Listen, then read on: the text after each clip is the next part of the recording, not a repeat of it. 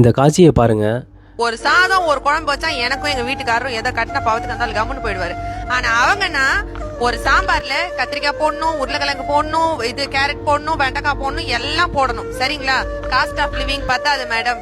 3 மாசம் என் மாமியார் குழந்தை பிறந்ததுல இருந்து ஏப்ரல் மாதம் என் குழந்தை பிறந்தான், ஜூலை செப்டம்பர் வரைக்கும் என் கூட இருந்தாங்க.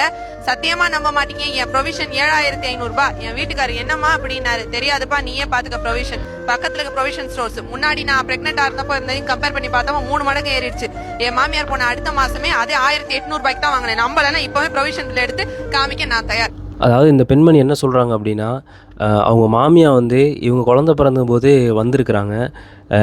வரும்போது பார்த்தீங்கன்னா, அந்த மாமியாருடைய செலவு என்ன பண்ணியிருக்காங்கன்னா கொஞ்சம் அதிகமாக இருக்குது. அதனால் இந்த பெண்மணி என்ன சொல்கிறாங்கன்னா, மாமியாரெல்லாம் கூட வச்சுக்க முடியாது, அது எங்களுடைய பொறுப்பு கிடையாது, அவங்க வந்தால் செலவு அதிகமாகுது அப்படிங்கிற மாதிரி சொல்கிறாங்க.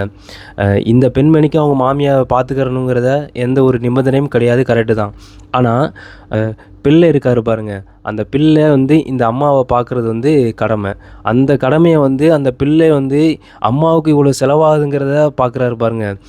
இதை விட மிகப்பெரிய கொடுமை எதுவும் கிடையாது. ஏன்னா இவர் சின்ன பிள்ளையாக இருக்கும்போது அந்த தாய் வந்து எந்த ஒரு கணக்கு பார்க்காம இந்த பிள்ளையை வளர்த்துருப்பாங்க. ஆனால் இப்போ வந்து பார்த்திங்கன்னா தன்னுடைய மனைவி வந்ததுக்காக அந்த இவர் மேலே எந்த குற்றம் இல்லை என்றாலும், ஆனால் இந்த பெண்மணி சொல்லும்போது அவங்க என்ன சொல்லியிருக்கணும், எங்கள் அம்மா வந்தால் இப்போ என்ன, காசு வந்து செலவானா என்ன, நான் தானே தரப்போகிறேன், அதனால் என்ன ஆக போகுது அப்படிங்கிறத பற்றி தான் பேசியிருக்கணுமே தவிர.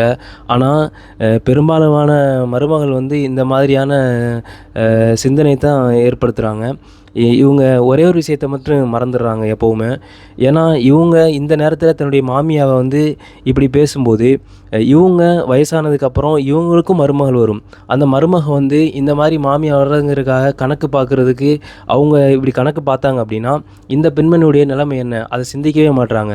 அது மட்டும் கிடையாது, இவங்க குழந்தை பெற்று இருக்கும்போதே அந்த 3 மாதம் வந்து அந்த குழந்தைய பார்த்துக்கிறதுக்காக கூட வந்திருக்கலாம்.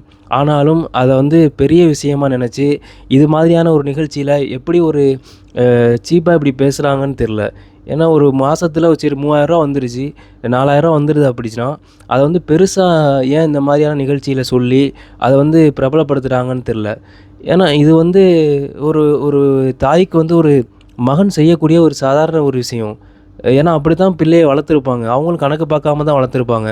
ஆனால் இன்றைக்கி வந்து இது மாதிரியான ஒரு சூழ்நிலை நம்ம பார்க்குறோம். இது மட்டும் கிடையாது, சரி ஒருவேளை இவங்களுடைய அம்மா வந்து இந்த மாதிரி வந்திருந்தாங்கன்னா இப்படி நினச்சிருப்பாங்களான்னு தெரில. இது மாதிரி யாரும் உங்களுடைய மாமியார்களை இப்படி நடத்தாதீங்க. ஏன்னா உங்களுக்கும் காலம் வரும், நீங்களும் மருமகளை ஏற்படுத்தக்கூடிய ஒரு சூழ்நிலை உருவாகும். அந்த காசு பணம் வரும் போகும்.